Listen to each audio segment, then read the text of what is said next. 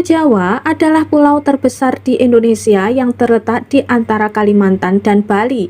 Pulau ini merupakan salah satu pusat peradaban di Indonesia dan memiliki sejarah yang panjang dan kaya.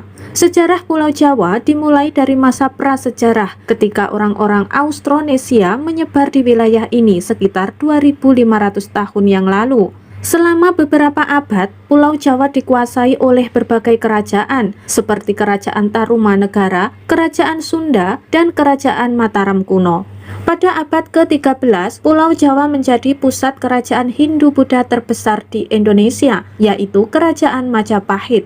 Kerajaan ini memimpin sebuah kerajaan besar yang meliputi Pulau Jawa, Bali, Sumatera, dan sebagian Kalimantan. Kerajaan Majapahit dikenal karena kekuatan militer dan karya seni yang indah, termasuk candi-candi seperti Candi Borobudur dan Candi Prambanan. Setelah kerajaan Majapahit runtuh pada abad ke-16, Pulau Jawa dibagi-bagi menjadi beberapa kerajaan kecil. Pada abad ke-17, Belanda tiba di Indonesia dan mulai menjajah wilayah ini. Pulau Jawa menjadi pusat pemerintahan Belanda di Indonesia dan mengalami modernisasi dan pembangunan infrastruktur yang signifikan.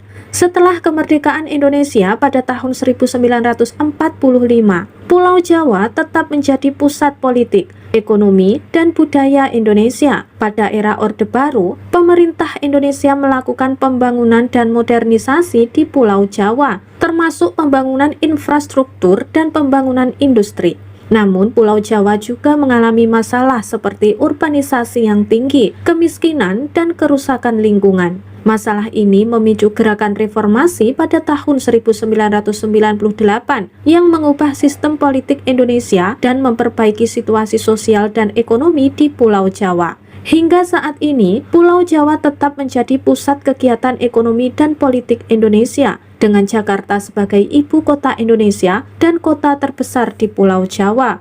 Pulau Jawa yang terkenal karena budaya dan kekayaan alamnya, termasuk keindahan candi-candi, pantai-pantai yang menakjubkan, dan keanekaragaman hayati yang unik. Pulau Jawa memiliki sejumlah mitos dan legenda yang telah dikenal selama berabad-abad. Mitos dan legenda ini menunjukkan kekayaan budaya dan sejarah Pulau Jawa, serta bagaimana orang-orang Pulau Jawa memandang dunia dan kehidupan mereka. Berikut ini adalah beberapa mitos yang terdapat di Pulau Jawa.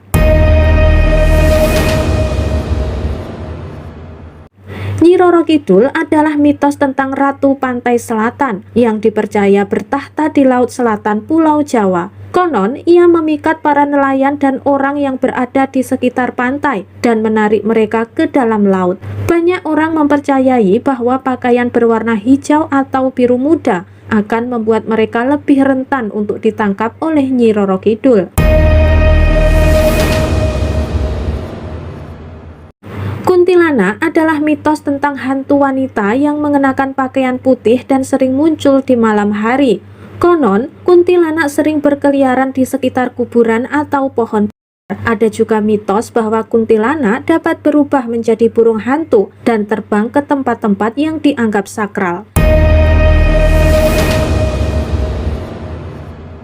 Legenda Roro Jonggrang berasal dari Candi Prambanan di Jawa Tengah. Konon, Roro Jonggrang adalah seorang putri yang menjadi korban ulah Bandung Bondowoso, seorang pangeran dari Kerajaan Pengging. Bandung Bondowoso meminta Roro Jonggrang untuk menjadi istrinya, tetapi Roro Jonggrang menolak. Bandung Bondowoso kemudian mengutus jin untuk membangun 1000 candi dalam semalam. Roro Jonggrang membuat rencana agar Bandung Bondowoso tidak dapat menyelesaikan pekerjaan tersebut dan menghasilkan Prambanan yang hanya terdiri dari 999 candi. Bandung Bondowoso marah dan mengutuk Roro Jonggrang menjadi salah satu candi.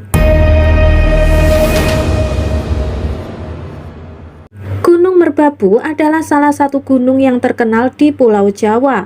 Konon, gunung ini dihuni oleh makhluk halus dan tidak boleh dimasuki oleh orang yang tidak berpengalaman atau yang tidak memperoleh izin dari penduduk setempat. Orang-orang Pulau Jawa percaya bahwa gunung ini sangat sakral dan dapat memberikan berkah bagi mereka yang berdoa dan bertapa di sana. Mitos Joko Tarub berasal dari Jawa Tengah yang menceritakan tentang seorang pemuda yang jatuh cinta pada seorang bidadari. Bidadari tersebut meminta Joko Tarub untuk memenuhi tuntutan-tuntutan sulit agar bisa menjadi istrinya. Joko Tarub berhasil memenuhi tuntutan tersebut, tetapi ia kemudian mengecewakan bidadari tersebut dengan membuka jimat yang dimilikinya. Bidadari tersebut kemudian pergi meninggalkan Joko Tarub yang kemudian hidup sebagai petani.